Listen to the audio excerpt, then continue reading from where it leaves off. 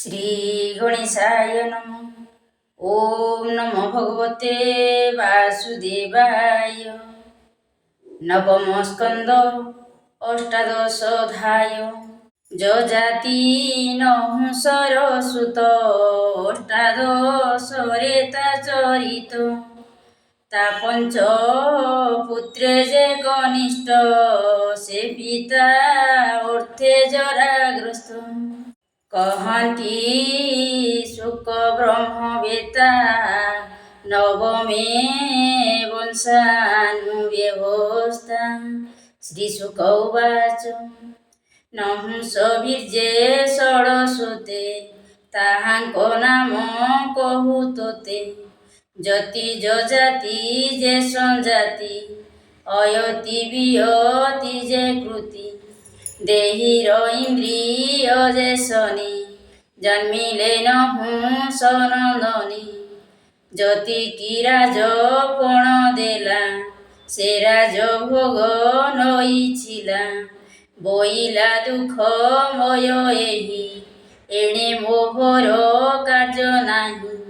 आत्मा न जाने राज्य सुख निरते रहे मन दुख। जानी पितार आचार ऋषि की बुहाइला भार। इंद्राणी अर्थे पोथे जाते कोप बसिला तांको चिते। बही न पारी महाभार बोइले हुओ अजगर। एमंत अजगर हन्ते निजन गहन बनस्ते। पड़ी डाकिला करी शोक भरुषि गणी मोते रख। तार विकले मुनिगण बोइले शुण हे राजन। द्वापर जुग अवशेषे धर्मनंदन कुरुवंशे। भीमंकु बनी खोजी जानते भेट होइब तो संगते। भीमंकु बांधिथिबु तुही से पुणी तोर पासे जाई। धर्म कहिले तोते जेबे निस्तार तोर हेब तेबे। एमंत नहु शंकु कही से मुनि गले दया बोही। से पुणी युधिष्ठिर तुले धर्म विचार करी भले। सर्पजनिरु मोक्ष होई निज मंदिरे मिले जाई। से कथा जति स्मरी मने नवसे नृपति आसनी। जजाति भातृ गण तुले राजा होइला पितृ बोले। सकल राजे होई राजा धर्मे पालिले जन प्रजा। काव्य दोहिता देव जानी शर्मिष्ठा वृष पर्वायणी। जजाति बरी बरपणी विवाह कले शुभ क्षणी। हेमंत शुक वाक्य शुणी बोले परीक्ष नृपमणि।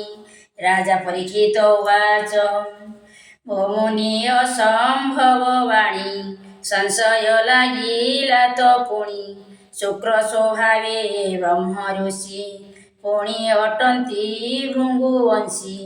ब्राह्मण क्षेत्री एक मते विवाह कले वेद मते। ए प्रतिलोम प्राय मणि शुक कहती ताहा शुणी। से शुक उवाच दिनेक वृष पर्वा घरे शर्मिष्ठा कन्या अंतपुरी। सखी सहस्र घेनी संगे जड़े क्रीडंती नाना रंगे। स्वभावे निदा घर काल गुरु दुहिता संग मिल। कृत्रिम वन मध्ये मिले पुष्पित द्रुम शीत जड़े। कल्हार पद्म पुष्प गंधे भ्रमर गण मकरंदे। पुष्पर गंधे वायुपुरे शीतल लागई शरीरे। से जड़े पशि सर्वकन्या स्वभावे कमल लोचना। वस्त्र पालटी ह्रद कूले झासी पशिले शीत जड़े। क्रीडन्ति जड़े नाना रंगे ଜଳ ସିଞ୍ଚନ୍ତି ଅଙ୍ଗୁ ଅଙ୍ଗେ। ଏମତେ ଉମା ମହେଶ୍ୱର ଆରୋହୀ ବୃଷଭ ଉପର। ବନି ଚଳନ୍ତେ ତାଙ୍କୁ ଦେଖି ବେଗେ ଉଠିଲେ ଶଶୀମୁଖୀ। ସକଳେ ଉଠି ତାର ତୁଲେ ସମ୍ଭ୍ରମେ ବସନ ପିନ୍ଧିଲେ। ଶର୍ମିଷ୍ଠା ସମ୍ଭ୍ରମେ ନ ଜାଣି ଦେବଯାନୀର ବସ୍ତ୍ର ଆଣି। ସତ୍ୱରେ କଲା ପରିଧାନ ତା ଦେଖି ଦେବଯାନୀ ମନ। କୋପେ କମ୍ପଇ ଥରହର କଠରେ ବୋଲଇ ଉତ୍ତର। ଦେଖ ଏ ଦାସୀ ମାତ୍ର ହୋଇ ବସ୍ତ୍ର ପିନ୍ଧିଲା ମୋର ନେଇ। ଅବଜ୍ଞା କରି ମୋ ବସନ ଯଜ୍ଞର ହବି ଯେହ୍ନେ ସ୍ୱନ। ବିପ୍ରେ ସର୍ଜନ୍ତି ତପୋବଳେ ବିଷ୍ଣୁ ବଦନୁ ଭୂମି ତଳେ। ବ୍ରାହ୍ମଣ ହୋଇ ଜାତ ହେଲେ ସର୍ବେ ତରନ୍ତି ତାଙ୍କ ବୋଲେ। ଗୋବିନ୍ଦ ଯାହାର ବଚନେ ନିତ୍ୟ ସେବନ୍ତି ସନ୍ନିଧାନେ। ତହିଁ ମୁଁ ଭ୍ରମ ବଂଶେ ଜାତ ଆମ୍ଭର ଶିଷ୍ୟ ଏହା ତାତ। ମୋ ବସ୍ତ୍ର ପିନ୍ଧି ଗର୍ବ ମନେ ଶୂଦ୍ରକୁ ବେଦ ବାକ୍ୟ ଜେନେ। ଏମନ୍ତ ଦେବଯାନୀ କଥା ଶୁଣି ଶର୍ମିଷ୍ଠା ମନେ ବ୍ୟଥା। ବୋଲଇ ପରୁଷ ବଚନ ସିଂହକୁ ଶୃଗାଳ ଯେସନ। ଆପଣା ବୃତ୍ତାନ୍ତ ନ ଜାଣି ମୋ ଆଗେ କହୁ କଟୁବାଣୀ। ସ୍ୱଭାବେ ଭିଖୁ କି ବୋଲାଉ ଲଜ୍ଜା ତୋ ମୁଖେ ନାହିଁ ଆଉ। କାକମାନଙ୍କ ପ୍ରାୟ ହୋଇ ଆଉ ତୁ ତୁମ୍ଭ ଘରେ ଚାହିଁ। ରାଜାର ଦୋହି ତାଟି ମୁହିଁ ମୁଁ ମୋତେ କହୁ ଗର୍ବ ବହି। ଏମନ୍ତ ବହୁ କୋପ କଲା ସଖୀଙ୍କି ଚାହିଁ ଆଜ୍ଞା ଦେଲା। ମାର ବୋଇଲା କୋପ ମନି ଶର୍ମିଷ୍ଠା ଧରି ତା ବସନି। ଓଷ୍ଠ କାମୁଡ଼ି ଅତି କୋପେ ତା ବସ୍ତ୍ର ପକାଇଲା କୂପେ। ପୁଣି ତାହାର ଭୁଜ ଧରି କୋପେ ଖେପିଲା ବଳ କରି। ଗଲା ସେ ଆପଣା ମନ୍ଦିର ଏବେ ଓ ଶୁଣ ନୃପବର। ଯଯାତି ମୃଗ ୟାର ଅର୍ଥେ ଥିଲେ ସେ ନିର୍ଜନ ବନସ୍ତେ। ତୃଷିତେ ଜଳ ନିଶୁଣି କୂପେ ମିଳିଲେ ତତକ୍ଷଣି। କୂପେ ଚାହିଁଲା ନୃପମଣି ଦେଖିଲା ଶୁକ୍ରର ନନ୍ଦିନୀ। ଓଲଗ୍ନି ବସ୍ତ୍ର ଖୋଜେ ଜଳେ ତା ଦେଖି ରାଜା ପଶି ବଳେ।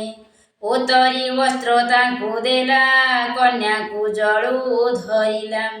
ଆନନ୍ଦେ ହସ୍ତେ ହସ୍ତ ଧରି କୂପ ଆଣିଲା ଦୟା କରି। ସେ କନ୍ୟା ରାଜା ମୁଖ ଚାହିଁ ଗଦ୍ଗଦେ ପ୍ରେମ ଭର ହୋଇ। ବୋଲଇ ଶୁଣ ନୃପମଣି ତୁ ଯେ ଧଇଲୁ ମୋର ପାଣି। ତୁ ଅଟୁ ମୋ ବର ନିଶ୍ଚୟ ଶୁଣନ୍ତୁ ନିଗମ ନିର୍ଣ୍ଣୟ। ସେ କନ୍ୟା ହସ୍ତ ହସ୍ତେ ଧରି ସେ ନିଶ୍ଚେ ହୁଏ ତାର ନାରୀ। ହସ୍ତୁ ତୁ ଦେଲୁ ମୋର ହସ୍ତେ ମୋ ସ୍ୱାମୀ ଅନ୍ନ କେ ଜଗତେ। ଏ ଯେ ସମ୍ବଧ କନ୍ୟା ବର ନିଶ୍ଚୟ ସଞ୍ଚିଲା ଈଶ୍ୱର। ମୁଁ କନ୍ୟା ଥିଲି କୂପ ଜଳେ ତୁ ମୋତେ ହସ୍ତ ଧରି ବଳେ। କୂଳେ ସ୍ଥାପିଲୁ ଦୟା ବହି ତୋ ତହୁଁ ଅନ୍ୟ ବର ନାହିଁ। ଏ ଶାସ୍ତ୍ର ମୋତେ ବିଚାରନ୍ତେ ବ୍ରାହ୍ମଣେ ନ ବରିବେ ମୋତେ। କଚ ଯେ ବୃହସ୍ପତି ବଳା ପୂର୍ବେ ସେ ମୋତେ ଶାପ ଦେଲା। ସେ ଶାପ ନୋହିଲା ଅନ୍ତର ଏଣୁ କ୍ଷତ୍ରିୟ ମୋର ବର। ଶର୍ମିଷ୍ଠା ମୋର ଭୁଜ ଧରି କୋପେ ଖେପିଲା କୋପ କରି। ଗଲା ସେ ଆପଣା ମନ୍ଦିର ଏବେ ଓ ଶୁଣ ନୃପବର। ଦଇବ ସଞ୍ଚିତ ଏ କଥା କେ କରି ପାରିବ ଅନ୍ୟଥା। ତାର ବଚନ ରାଜା ଘେନି ସମ୍ମତ କରି ହୋଇ ତୁନି। ଯଯାତି ନିଜ ପୁରେ ଗଲା ସେ କନ୍ୟା ମନେ ବିଚାରିଲା। କହିବି ପିତା ଆଗେ ମୁହିଁ ଯେମନ୍ତେ ବର ମୂଳ ଭଇ। ରୋଦନ କରି ମନ ଦୁଃଖେ କହିଲା ପିତାର ସମ୍ମୁଖେ ଶର୍ମିଷ୍ଠା ଯେତେ କର୍ମ କଲା ଯେ ମତେ କୂପେ ପକାଇଲା ରାଜା ଧରିଲା ଯେ ମତେ କୂପ ତୋଳିଲା ନିଜ ହସ୍ତେ ଏକଥା ଯେ ମନ୍ତ ବିଧାନୀ କହିଲା ପିତା ସନ୍ନିଧାନୀ ଶୁକ୍ର ଯେ ତାର ବୋଲ ଶୁଣି ଭବିଷ୍ୟ କଥା ମନେ ଗୁଣି ବୋଲ ଏ ମୁଣ୍ଡେ ଦେଇ ହସ୍ତ ଦିକ ମୋହର ପୌରୋହିତ ଏମନ୍ତ ମନେ କୋପ କରି ଦୁହିତା କର କରେ ଧରି ବୃଷ ପର୍ବାର ପୁରୁ ଗଲା ବେଗେ ଅସୁରତା ଜାଣିଲା ଅନେକ ମତେ ସ୍ତୁତି କହି ଚରଣୀ ଗଡ଼ ଘାଲି ଶୋଇ କ୍ଷଣକ ବ୍ରାହ୍ମଣର କୋପ ତକ୍ଷଣେ ଭୃଙ୍ଗୁ ହାସ୍ୟ ମୁଖ ବଲଇ ତାର ମୁଖ ଚାହିଁ ଆମ୍ବର ଦୁହିତା ଯେଇ ଏ କନ୍ୟା ବାକ୍ୟ ତୁମ୍ଭେ ଘେନ ଏହାର ଇଚ୍ଛା କର ପୂର୍ଣ୍ଣ ଯଜାତି କୂପ ଧରିଲା ଏ କନ୍ୟା ହସ୍ତେ ହସ୍ତ ଦେଲା ମୁଁ ଏବେ ଦେବ ବାକ୍ୟ ମୋତେ ମୁଁ ଏବେ ବେଦ ବାକ୍ୟ ମୋତେ ବ୍ରାହ୍ମଣୀ କରିବି କେ ମତେ ଏପରି କନ୍ୟା ହୁଏ ଶାନ୍ତି ତା ବେଗ କର ତୁ ନୃପତି ଭୃଙ୍ଗୁର ବାକ୍ୟ ମନେ ଶୁଣି ସେ ବୃଷ ପର୍ବା ନୃପମଣି ଦେବଯାନୀର ପାଶେ ଗଲା ବିନୟ ହୋଇଣ କହିଲା ନିଜ କନ୍ୟାର ତ ସମାନ ସମସ୍ତ କଲା ନିବେଦନ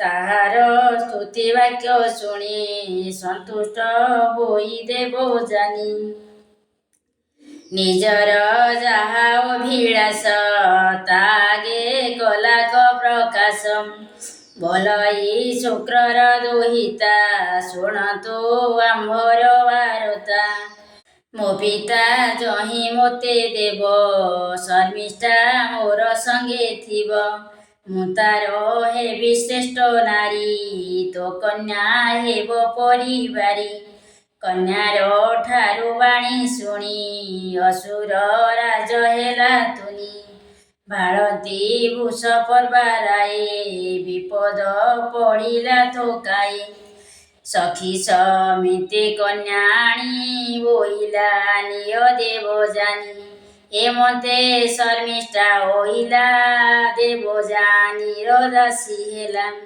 ଶର୍ମିଷ୍ଠା ଦେବ ଜାନି ତୁଲେ ଯଜାତି ବୋରେ ବିଭା ଦେଲେ ଶୁକ୍ର ଯଜାତି ମୁଖ ଚାହିଁ କହନ୍ତି ଶୁଣ ନୃପ ସାଇଁ ଶର୍ମିଷ୍ଠା ସଙ୍ଗେ ସହବାସ କଲେ ଲଭିବୁ ଅତି କ୍ଲେଶ ଶର୍ମିଷ୍ଠା ତୁଲେ ଦିବ୍ୟ ନାରୀ ଘେନି ସତେକ ପରିବାରୀ ଖଟଇ ଦେବ ଜାନି ଠୁଲେ ଯଜାତି ସଙ୍ଗେ ଭାବ ଭୋଳେ ଶର୍ମିଷ୍ଠା ରୂପ ଗୁଣ ଦେହେ ଯଜାତି ହୃଦେ କାମ ମୋহে ଦେବଯାନୀର ପୁତ୍ର ଦେଖି ଶର୍ମିଷ୍ଠା ନିତ୍ୟ ମନେ ଦୁଃଖୀ ମିଳିଲା ରାଜାର ଏକାନ୍ତେ ପ୍ରାର୍ଥନା କଲା ପୁତ୍ର ଅର୍ଥେ ତେଣୁ ସେ ହୋଇଲେ ମୋହିତ ଦୈବ ବସେ ବୁଦ୍ଧି ହତ ଶର୍ମିଷ୍ଠା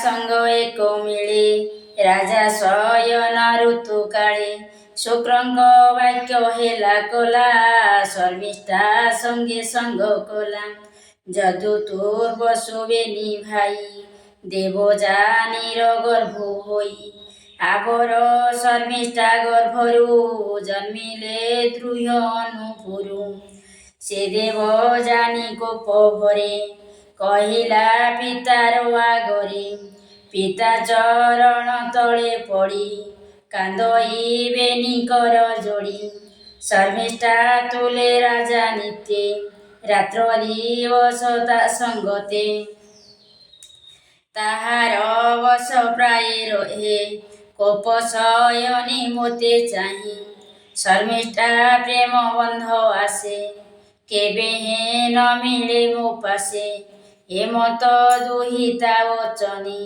କୋପ ବସିଲା ଶୁକ୍ରମଣି ମିଳିଲା ରାଜାର ସମୀପେ ଗରୁଡ଼ ମିଳେ ଯେହ୍ନେ ସର୍ପେ ବୋଇଲା କୋପ ଭର ହୋଇ ଅଧର୍ମ ଆଚରିଲୁ ତୁହି ମୋର ଦୁହିତା କଲୁ ଦୂର ଶର୍ମିଷ୍ଠା ମନହରେ ତୋର ତୁ ଏବେ ଜରା ରୂପ ହୋଇ ଶୟନେ ନିତ୍ୟେ ଥାଅ ତୁହି ହେମନ୍ତ ସାପ ଦେଲେ ମୁନି ତକ୍ଷଣେ ବୃଦ୍ଧ ଦେହ ଘେନି ଯଜାତି ରହିଲା ଶୟନେ ଉଠି ନ ପାରେ ରାତ୍ର ଦିନେ ହେମନ୍ତ ତାର ପାଞ୍ଚ ସୁତ ବେନି କନ୍ୟାର ଗର୍ଭଜାତ ହୋଇ ବଢ଼ିଲା ଦିନେ ଦିନେ ପ୍ରଚଣ୍ଡ ସୂର୍ଯ୍ୟ ତେଜ ଯେନି ହେମନ୍ତ କିଛି ଦିନ ଅନ୍ତେ ଯଜାତି ଭୋଗ ମନେ ଚିନ୍ତେ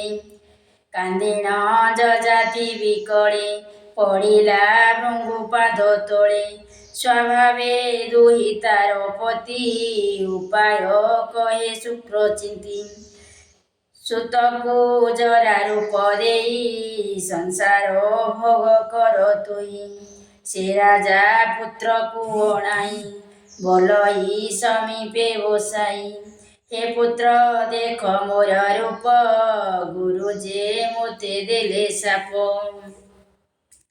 ବୃଦ୍ଧ ହୋଇଲା ଯୁବା କାଳେ ଘନ ଯେସନେ ଅନ୍ତରାଳେ ଦେଖ ଏ ମନୁଷ୍ୟ ଶରୀର ବିଷ୍ଣୁର ଭୋଗର ମନ୍ଦିର ଇନ୍ଦ୍ରୟ ଭୋଗେ ଜୀବ ରହେ ଯଜ୍ଞ ସ୍ୱରୂପ ବସେ ଦେହେ ଦେବେ ବାଞ୍ଛନ୍ତି ଯେ ଶରୀର ନିଷ୍ଫଳ ହୋଇଲା ମୋହର ଯଦୁକୁ ବୋଲେ ନୃପବର ତୁ ପୁତ୍ର ମୋର ବୋଲ କର ତୋ ଜରା ଶରୀର ତୁ ନିଅ ତୋର ବୟସ ମୋତେ ଦିଅ ଭୋଗ ମୁଁ କରି ଦିନା କେତେ ପୁଣି ବୟସ ଦେବି ତୋତେ ହେମନ୍ତ ରାଜାର ବଚନ ଯଦୁ ବୋଇଲା କୋପ ମନ ଦୁର୍ଲଭ ମନୁଷ୍ୟ ଶରୀର ବିଷ୍ଣୁର ପୂଜାର ମନ୍ଦିର ଯଜ୍ଞ ପୁରୁଷ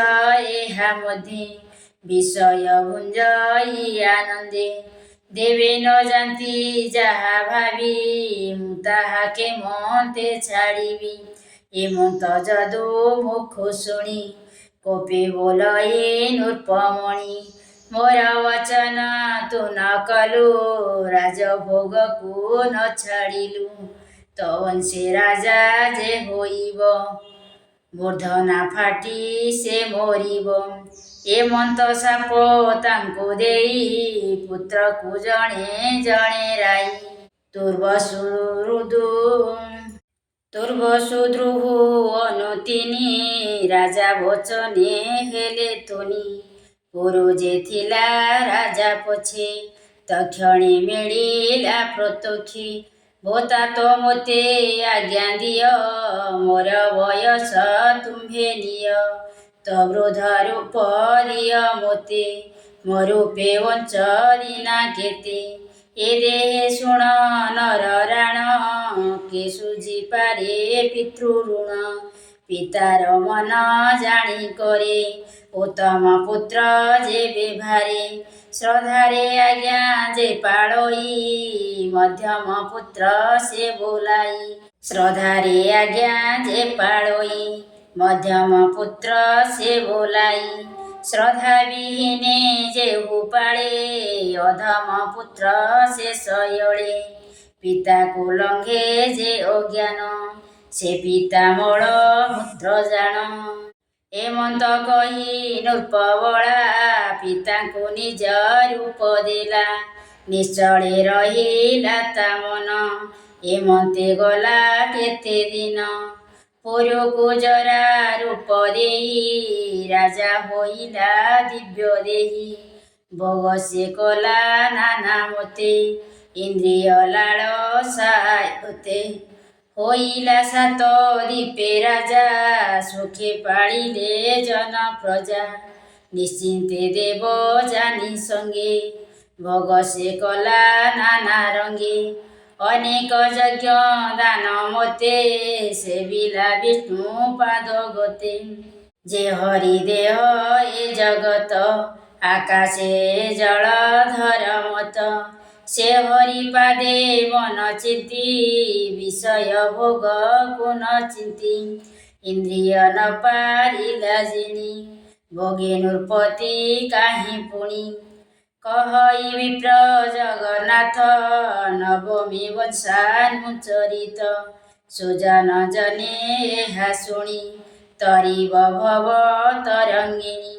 ଇତି ଶ୍ରୀମଦ୍ଭାଗବତେ ମହାପୁରାଣେ ପାରମହଂସ ସଂହିତାୟା ନବମ ସ୍କନ୍ଧେ ଯଦଚି ଚରିତ ନାମ ଅଷ୍ଟାଦଶୋऽଧ୍ୟାୟ।